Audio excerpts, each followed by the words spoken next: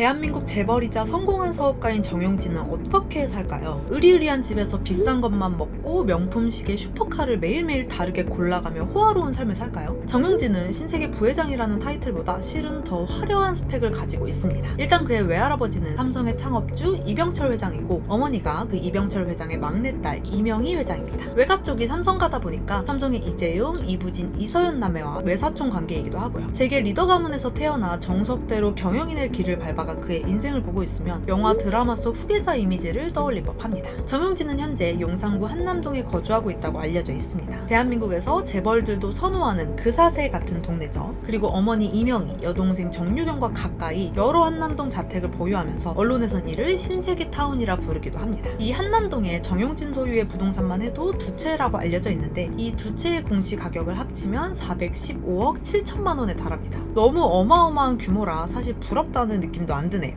여기에 한남동 이전에 10년 넘게 살았던 판교 백현동 집도 현재 팔지 않고 보유하고 있다고 알려져 있습니다. 정용진의 단독 명의로 보유한 이 백현동 단독주택의 개별주택 공시 가격은 무려 163억 4천만 원으로 작년 기준 경기도에서 가장 비싼 집이라고 합니다. 알려진 것만 해도 지금 한남동에 두 채, 판교에 한 채를 가지고 있는 거죠. 하지만 재벌은 다릅니다. 재벌 3세답게 부루마블 하듯이 집을 매입하기도 하는데요. 그는 작년 미국 고급 주택가 베버리힐즈의 저택을 매입했습니다. 미국 부동산 전문 매체 더트는 작년 10월 26일 억만장자 상속인 1920만 달러, 한화로 무려 225억 원의 베버리힐즈 고급 저택 매입이라는 제목의 기사를 통해 정용진 부회장이 매입한 주택을 자세히 소개했습니다. 이 주택은 2012년에 준공된 집으로 602평 규모 부지에 309평 건물 면적을 가지고 있습니다. 내부엔 무려 6개의 침실과 10개의 욕실을 갖추고 있다고 합니다. 이 대저택 안에는 영화관, 수영장, 스파, 라운지, 와인 저장고까지 드라마에 나오는 재벌 집 그 자체네요. 또 그는 음악들 예술에 대한 조예도 깊어서 특히 클래식 음악에 대해서는 전문가급 소양을 갖춘 것으로 알려져 있습니다. 본인이 직접 피아노 연주를 하기도 하고 관심 있는 곡은 금방 배울 정도로 집중력을 발휘해서 수준급 연주 실력을 갖췄다는 얘기도 있습니다. 고현정과 이혼 후에 새롭게 결실을 맺은 지금의 플로리스트 부인과의 인연도 이 클래식 음악 모임에서 시작된 거라네요. 그는 클래식뿐만 아니라 벤츠, 페라리 등 10수대의 자동차를 보유할 정도로 자동차와 바이크도 좋아합니다. 제가 재벌이어도 이런 슈퍼카를 사서 스피드를 즐기는 취미를 가졌을 것 같아요. 사실 베일에 쌓여있는 다른 재벌 3세들과 달리 정용진 신세계그룹 부회장의 라이프 스타일은 트위터 등 다양한 매체를 통해 자의반, 타의반으로 꽤 노출돼 있죠. 현재 경영에 참여하고 있는 재벌 중에서 이렇게 SNS를 열심히 하는 재벌도 없을 겁니다. 인스타그램 팔로워도 77만이 넘고요. 그리고 그런 그의 SNS를 보게 되면 앞서 말한 화려한 라이프 스타일과는 다소 거리가 있는 옆집 아저씨 같은 소탈함도 쉽게 발견할 수 있는데요. 일단 말투도 상상 속 재벌과 다르게 평범하고 평범함을 넘어서 재밌기까지 합니다. 새롭게 출시된 라면을 시식하다가 식탐을 이기지 못해 결국 국물에 밥까지 말아먹는 모습이 공개되기도 했습니다. 굉장히 인간적이죠. 과거 고현정 배우가 쇼프로에 나와서 정용진에 대해서 재밌고 유쾌한 사람이라고 얘기했던 게 이해가 가는 말투예요. 그도 평범한 사람일 뿐이니까 당연한 걸 수도 있지만 워낙 대재벌이다 보니 괜히 더 신기하고 재밌게 느껴지네요. 정용진은 본인의 인스타그램에 아들, 딸들과 노는 모습도 자주 업로드하고 특히 맛집 하이라이트를 따로 저장해둘 정도로 맛집도 자주 가고 많이 소개해줍니다. 슈퍼카의 명품 그리고 수백억 규모의 부동산을 가진 그는 생각보다 소박한 서민 음식도 자주 즐겨 먹습니다. 그가 자주 언급하는 분당의 여기 풍천 민물장어나 을지로 술집, 보석 같은 곳은 인당 5만 원이 채 되지 않거든요. 음식뿐만 아니라 수행비서 없이 홀로 일정을 소화한다는 점도 정용진의 소탈한 면모를 보여주는 점입니다. 신세계그룹은 오너 일가를 위한 별도의 비서실도 없고 특히 정용진은 부사장이던 시절에는 지방 출장을 갈 때에도 혼자 공항에서 홀로 수속을 밟고 떠날 정도로 건의와는 거리가 먼 모습을 보여주기도 했습니다. 화려하기도 하고 소탈하기도 한 재벌 정용진 부회장의 삶 그저 부럽기만 하네요.